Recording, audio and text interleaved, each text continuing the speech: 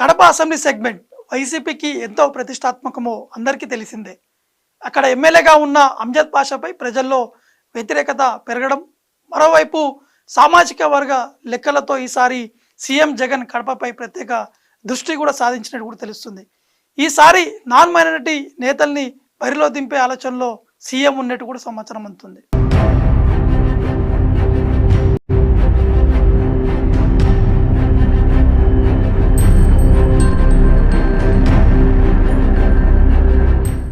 Kadapa assembly segment జిల్లా రాజకీయమంతా అక్కడి నుంచే జరుగుతుంటుంది.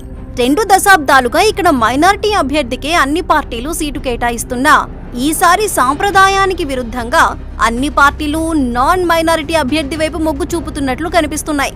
టీడీపీ ఇప్పటికే పోలిట్ బ్యూరో సభ్యుడు రెడ్డప్పగారి శ్రీనివాసులు రెడ్డి భార్య మాధవిరెడ్డికి సీటు ఖరారు చేసింది. ఆమె ఇంటింటి ప్రచారంతో దూసుకెళ్తున్నారు.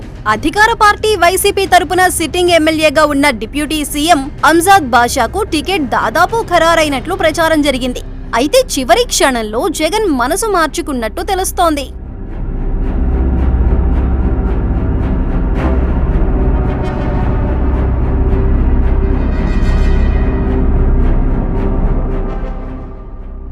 అంజద్ బాషా 2014-2019 ఎన్నికల్లో వరుసగా 2 సార్లు గెలిచి ఉప ముఖ్యమంత్రి పదవిలో ఉన్నా 3వసారి మాత్రం సీటు కష్టమే అంటున్నారు రాజకీయ విశ్లేషకులు. అభివృద్ధి పరంగా ఆయనపై ప్రజల్లో తీవ్ర వ్యతిరేకత ఉందని వైసీపీ సర్వేలు స్పష్టం చేశాయట.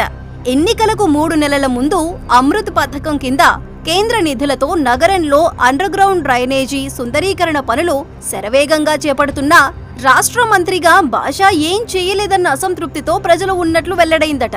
నగర ప్రజలను వేధిస్తున్న మంచినీటి సరఫరాపై కూడా ప్రజలు అసంతృప్తిగా ఉన్నారట. అందుకే కడప అసెంబ్లీ సెగ్మెంట్ పై జగన్ మనసు మార్చుకున్నట్లు వైసీపీ నేతలు చెబుతున్నారు.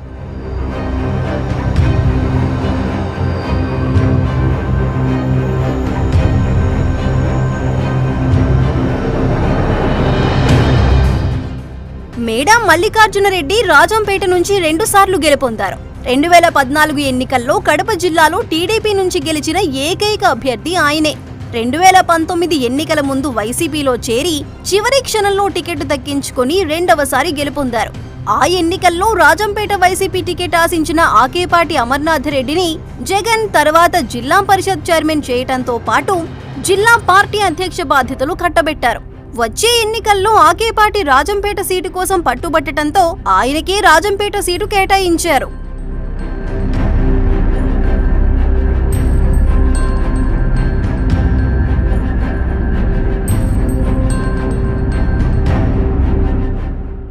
బలమైన ఫైనాన్షియల్ బ్యాక్గ్రౌండ్ ఉన్న మేడా మల్లికార్జునరెడ్డికి జిల్లాలో వివాదరహితులన్న పేరుంది.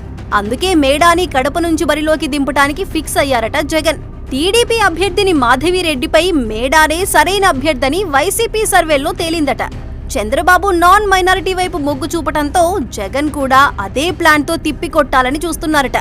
మొత్తానికి కడపలో రెడ్డి ఈక్వేషన్స్ తెర మీదకు రావటంతో ఇంతకాలం ఆ సెగ్మెంట్ ని తమ అడ్డాగా మార్చుకున్న ముస్లిం నేతల రియాక్షన్ ఎలా ఉంటుందో చూడాలి.